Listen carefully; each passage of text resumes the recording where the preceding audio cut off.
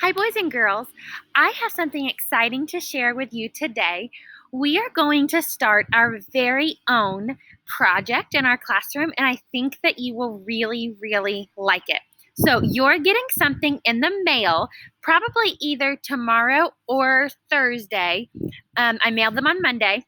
You're going to get something in the mail that looks like this. It is a flat Miss Farthing. Yours will be cut out. Yours won't be in this rectangular box like mine is. Yours will be cut out, and yours will be folded inside of a letter that looks like this.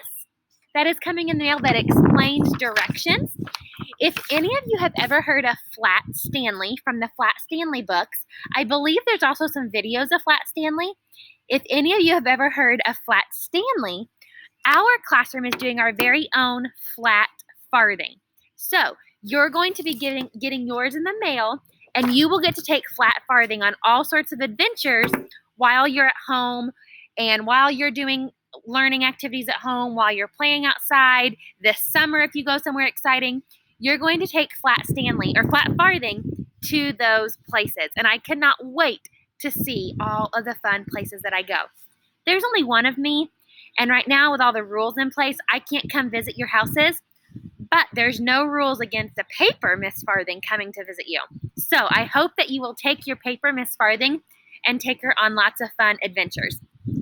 Like I said, Flat Farthing is kind of based off of the book Flat Stanley. So I want to read Flat Stanley with you so that you understand why we're doing Flat Farthing. So I'm going to read 2 chapters of it today. They're really short chapters.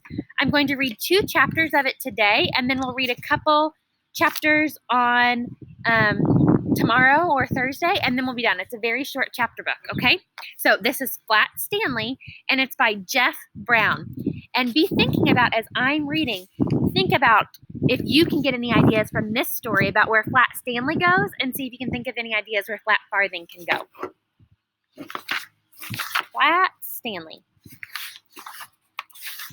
This chapter book has a lot of pictures too.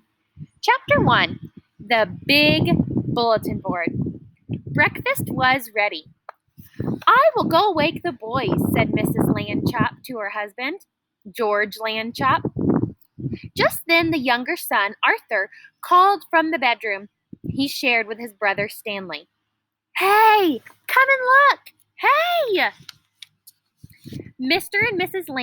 Lambchop were both very much in favor of politeness and careful speech. Hay is for horses, Arthur, not people. Mr. Lambchop said as they entered the bedroom. Try to remember that.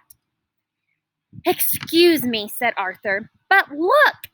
He pointed to Stanley's bed. Across it lay the enormous bulletin board that Mr. Lambchop had given the boys a Christmas ago so that they could pin up their pictures and messages and maps. It had fallen during the night on top of Stanley. But Stanley was not hurt. In fact, he would have still been sleeping if he had not been woken by his brother's shout. What's going on here? He called out from underneath the enormous board. Look at him. Mr. and Mrs. Lambchop hurried to lift it from the bed. Heavens, said Mrs. Lambchop. Gosh, said Arthur, Stanley's flat. As a pancake, said Mr. Lambchop. The silliest thing I've ever seen. Let's all have breakfast, Mrs. Lambchop said. Then Stanley and I will go see Dr. Dan and hear what he has to say. In his office, Dr. Dan examined Stanley all over.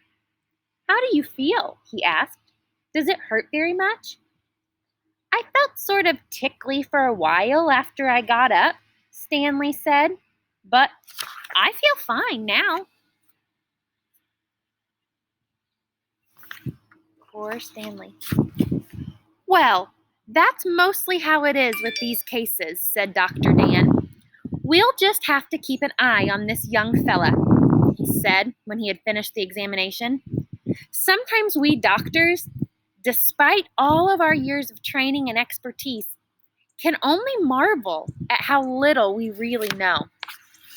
Mrs. Lambchop said she thought Stanley's clothes would have to be altered by the tailor now, so Dr. Dan told his nurse to take Stanley's measurements.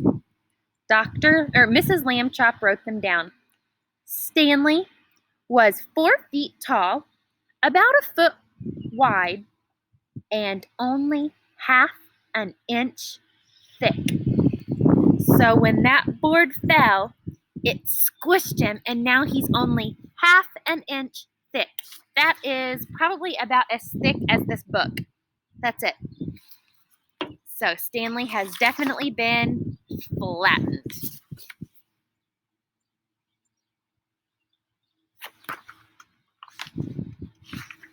That's the end of chapter 1. We're going to go ahead and read chapter 2 together.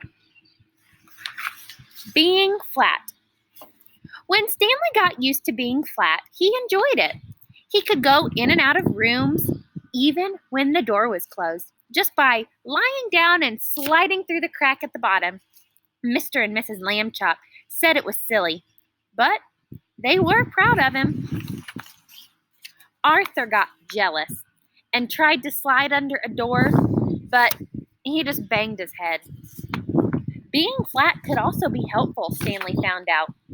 He was taking a walk with Mrs. Lambchop one afternoon when her favorite ring fell off her finger.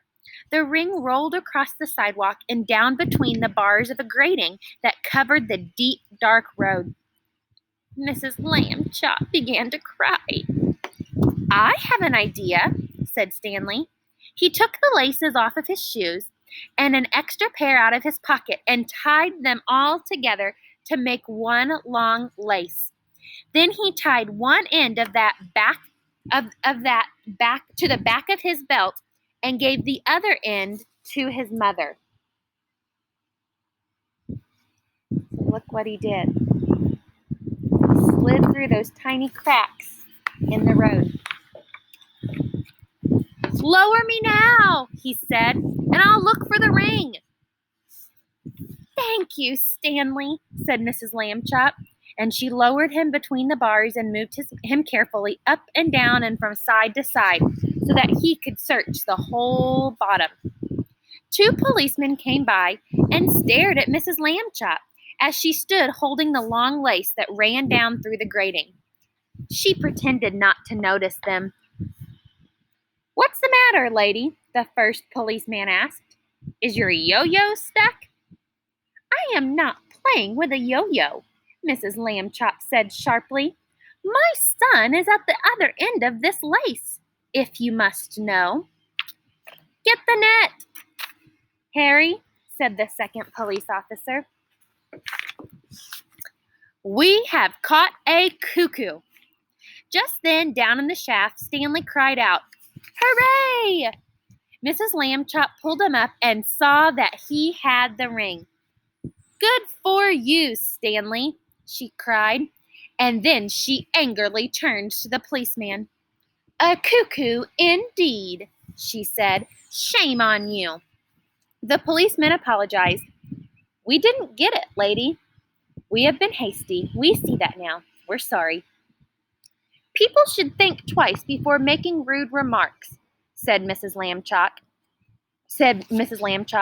and then they shouldn't make them at all. The police realized that it was a good rule, and they said they would try to remember it.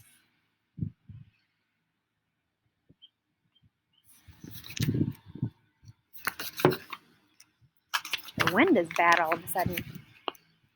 One day, Stanley got a letter from his friend, Thomas Anthony Jeffrey, whose family had recently moved to California. A school vacation was about to begin, and Stanley was invited to spend vacation with the Jeffreys. Oh, boy, Stanley said. I'd love to go. Mr. Lambchop sighed. A round-trip train or airplane ticket to California is very expensive, Stanley. I think we'll have to think of a cheaper way, or you won't be able to go. When Mr. Lambchop came home from the office that evening, he brought with him an enormous brown paper envelope. "I think I found the cheaper way," he said. "Now then, Stanley, try this out for size." The envelope fit Stanley very well. Look at him. He's getting into the envelope. What do you think that they're going to do with Stanley? How is he going to get to California? I think they're going to mail him. There was even room left over. Mrs. Lambchop discovered,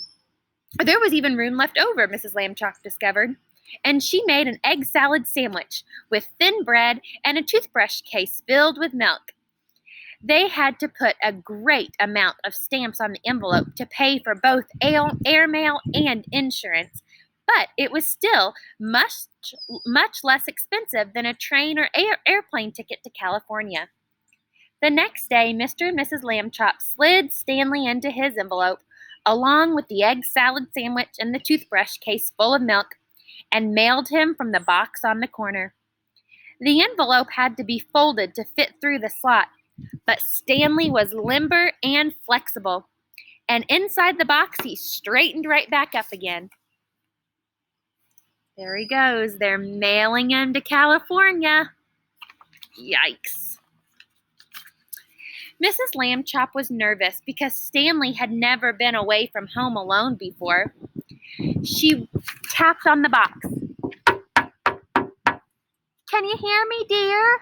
she called. "Are you all right?" Stanley's voice came through quite clearly. "I'm fine, Mom. Can I eat my sandwich now?" "Wait an hour," said Mrs. Lambchop, "and try not to get overheated, dear. I don't want you getting too hot," Mrs. Lambchop said. Then she and Mr. Lambchop cried out, "Goodbye, goodbye," and they went home. Stanley had a fine time in California. When the visit was over, the Jeffreys returned him in a beautiful white envelope they had made themselves. It had red and blue markings to show that it was airmail, and Thomas Jeffrey had lettered it "Valuable" and "Fragile" and "This End Up" on both sides. So they were taking care of Stanley. They wanted people to know that we're taking care of the mail, that it was fragile and valuable, and to make sure they kept him pointing up. Back home, Stanley told his family that he had been handled so carefully, he never felt a single bump. Mr. Lambchop said it proved that jet planes were wonderful, and so was the Postal Service, and that this was a great idea. Stanley thought so too.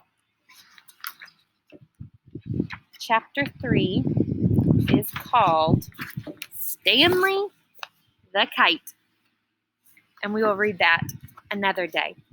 But so Stanley has already gone on his first adventure. He got to go to California. Now, I doubt that most of you don't go to California right now, but I would love to go along on an adventure with you. And on your list, on your note that you're going to get from me, it has some ideas about some adventures that we can go on together. But I want you to be creative and take flat farthing somewhere exciting. And then when you do, take a picture and send it to me, and I cannot wait to see it. All right, I'll talk to you soon, boys and girls. Be looking for your flat farthing in the mail. It'll be in a white envelope. Bye-bye.